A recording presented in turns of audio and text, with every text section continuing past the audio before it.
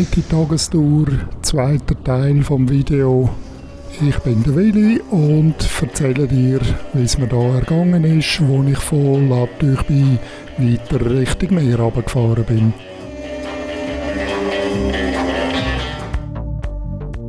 Dass es sich bei dem Fahrer vorne dran nicht um den James Bond gehandelt hat, ist dann relativ klar geworden, obwohl er ja die gleiche Automarke fährt.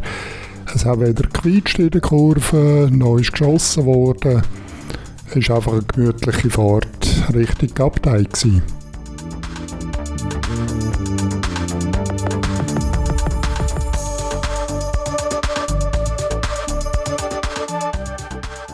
Und ein weiteres Rätsel ist gelöst. Auch im Land der ganz Reichen und ganz Schönen gibt es so bodenständige Sachen wie eine Autogarage. Da kann man zum Beispiel eben standesgemäß seine Windschutzscheiben von der Mucke befreien lassen oder andere Servicearbeiten ausführen lassen.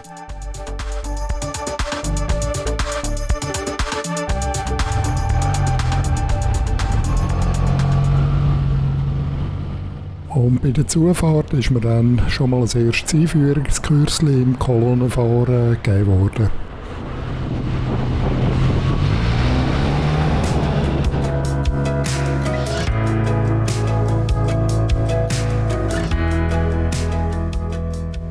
Ziemlich genau an der Grenze von Frankreich zu Monaco ist das Tor zur Unterwelt, wo einem dann in einem langen Tunnel in einer riesengroßen Kurve runterführt nach Monaco. Das sind also gut und gern etwa 100 Höhenmeter, die man da bewältigt.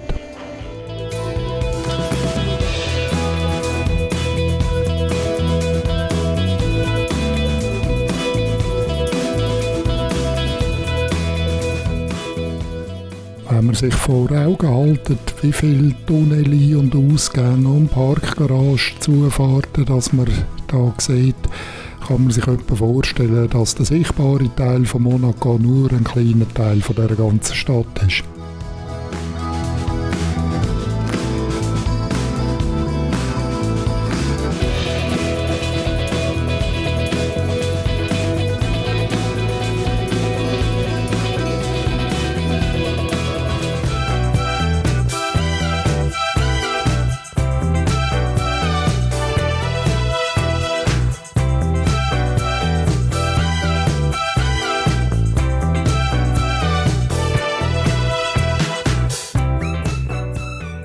Wer immer noch der Meinung ist, dass auf der Rennstrecke nur Motorenleistung und Anpressdruck zählt, muss mal auf Monaco gehen.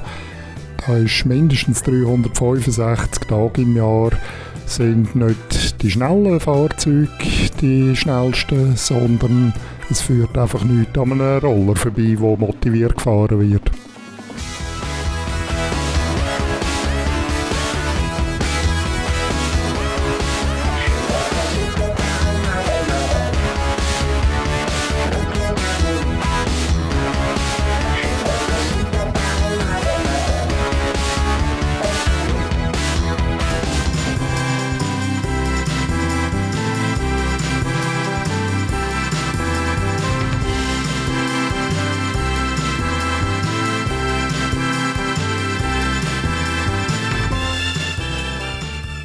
Nicht nur hier auf der Start-Zielgerade ist das Warten, bis man losfahren kann, Programm. Das zieht sich also durch die ganze Stadt durch.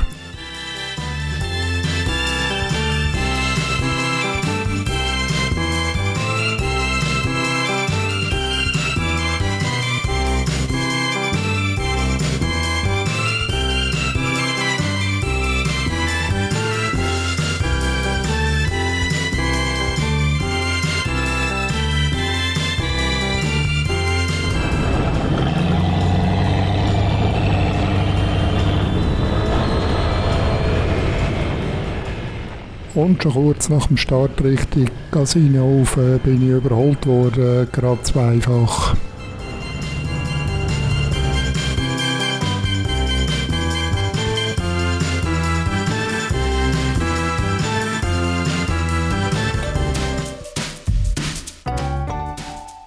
Bei diesen vielen Roller, die einem links und rechts überholen und die einem entgegenkommen, könnte man schnell mal meinen, die seien alle zusammen auf der Straße.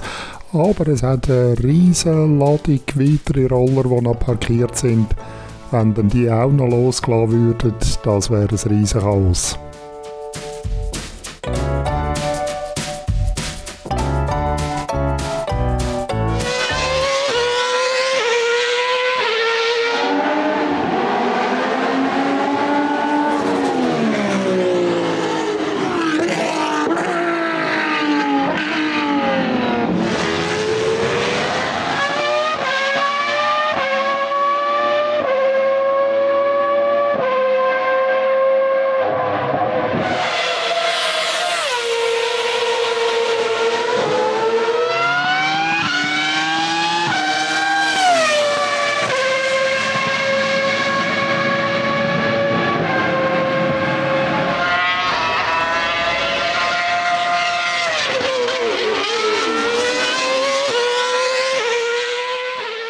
Nach dem Tunnel konnte ich dann das Fahrzeug überholen, bin dann aber gerade hinter das Pacecar gekommen und nach der Schikane konnte ich dann mal so richtig Schwung holen bis zur Startzielgerade rauf.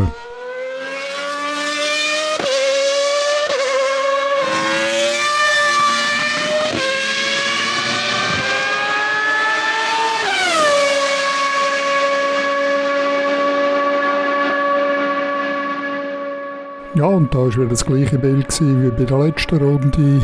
Seereihe in die Startaufstellung, all schön parkiert und einzig Zweiradfahrer, vor allem eben die vermeintlich langsameren Zweiradfahrer, sind die schneller gewesen.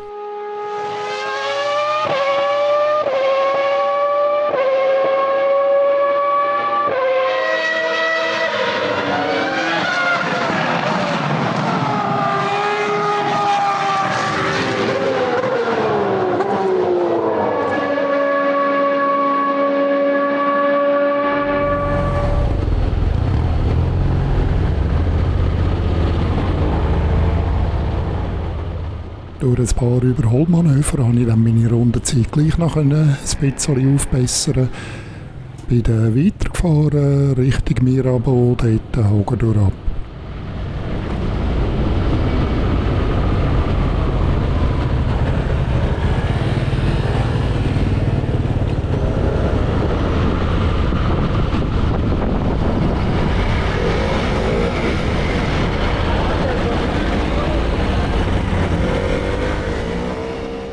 Unten an dem Hoger mit der geschichtsträchtigen Haarnadelkurve bin ich dann wieder Richtung Osten, Richtung Menton abgebogen, konnte dann dort noch tanken und sogar noch den Töpfenspitz waschen an der Hochdruckanlage. Nachher bin ich dann wieder Richtung Camping, Richtung Sospelder aufgefahren.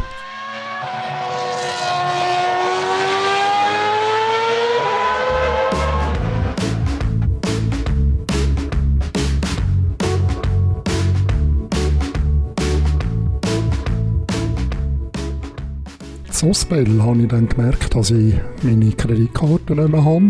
Ich habe gemeint, ich hätte sie in der Tankstelle vergessen. Ich habe sofort die Bank angerufen zum Kartensperren lassen. Bin runter zur Tankstelle, dort war die Karte nicht. Bin dann wieder ein bisschen leicht frustrierter aufgefahren.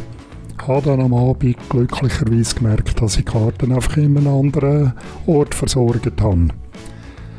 Das wäre meine Reise gewesen. Monaco vorbei. Ich wünsche viel Spass und bis zum nächsten Mal.